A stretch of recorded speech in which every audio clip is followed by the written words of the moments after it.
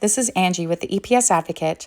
I just wanted to take some time today to talk about the vote of no confidence against Evergreen Public Schools COO Jenae Gomes that will be happening tomorrow, June 17th, at the EEA Union General Meeting.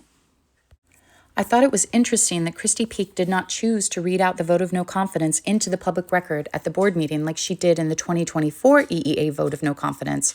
So I thought I would share it broken down in a video to better understand what it says and why. So here is EEA President Christy Peak announcing the vote of no confidence at the May 26 school board meeting. Christy Peak. Good evening. Christy Peak, speaking as president of Evergreen Education Association. The EEA Rep Council, through a vote on a resolution at the May 13th Rep Council meeting, has directed me to inform the school board of the Rep Council's recommendation of a vote of no confidence in COO Gomes. The vote will be taken at the June 17th general membership meeting. And you have a copy of the resolution. Thank you. Thank you for your comment.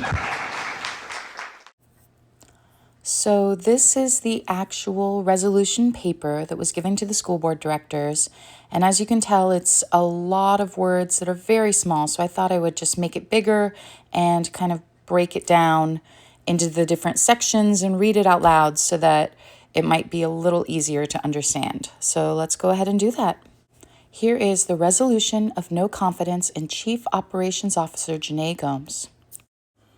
Whereas in March 2024, the EEA Representative Council passed a resolution of no confidence in the leadership of Evergreen Public Schools, which specifically called on the district's bargaining team to voluntarily return over $31,000 in supplemental contracts collected during the 2023 labor strike, and COO Gomes has not returned her $13,980 share despite this public request from the EEA. Whereas COO Gomes' supplemental contract was signed on September 4th, 2023, yet covered work through September 5th, paying her $13,980 for work already designated as an essential function of her position under her own employment agreement. And the Washington State Auditor's Office, in its management letter dated May 8, 2026, formally documented that the district had no support to show these contracts were approved before the work was performed, no documentation that the work performed exceeded the scope of the original employment contracts, and invoked Washington State Constitution Article 2, Section 25, which prohibits extra compensation to employees after services have already been rendered.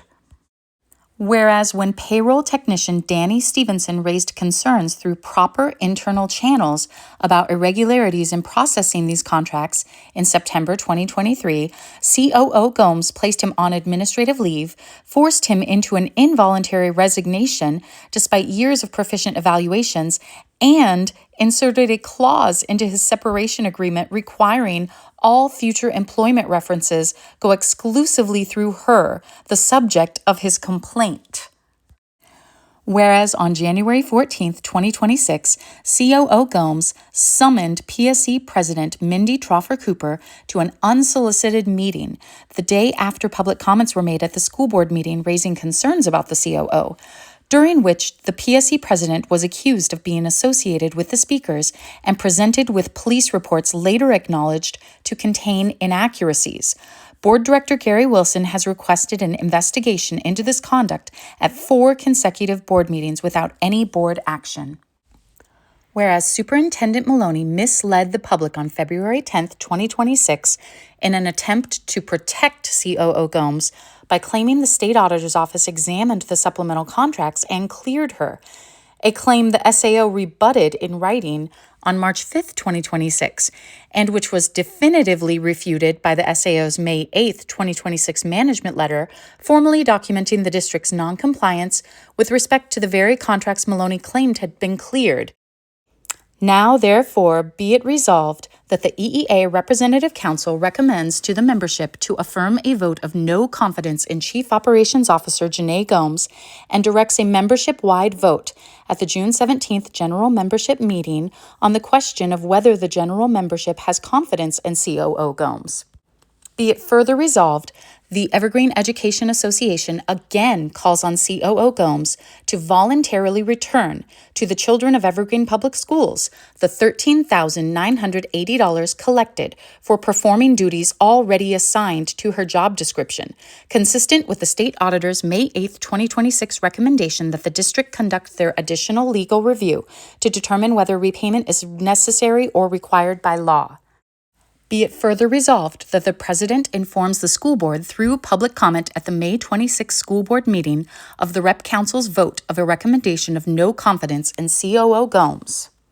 And be it further resolved that the EEA continue to work with the Evergreen parent community, PSE, classified labor groups, and the Evergreen Administrators Association to restore trust, transparency, and accountability in the leadership of Evergreen Public Schools. So that basically breaks down all of the individual reasons backed by factual evidence that the EEA union is having this vote of no confidence against COO Jenae Gomes, which will be happening tomorrow, June 17th, during their general meeting. It's been shared that the union may also be voting on a tentative agreement at tomorrow's general meeting, which just seems to highlight how much can actually get done when Jenae Gomes is not in the head leadership role, and kind of lends more credibility to this vote of no confidence against her. So the next question is, have our elected board directors read this resolution? It's been confirmed that Gary Wilson has, but there's no confirmation from any of the others that they have seen it or actually read it. And once they do read it, what action will they take? They've been given this factual information repeatedly for the last several months, and so far have taken no action. Thank you for taking the time to watch this and kind of go through it with me. Together, we are more powerful than we realize, and it's time to use that collective power to make positive change at Evergreen Public Schools.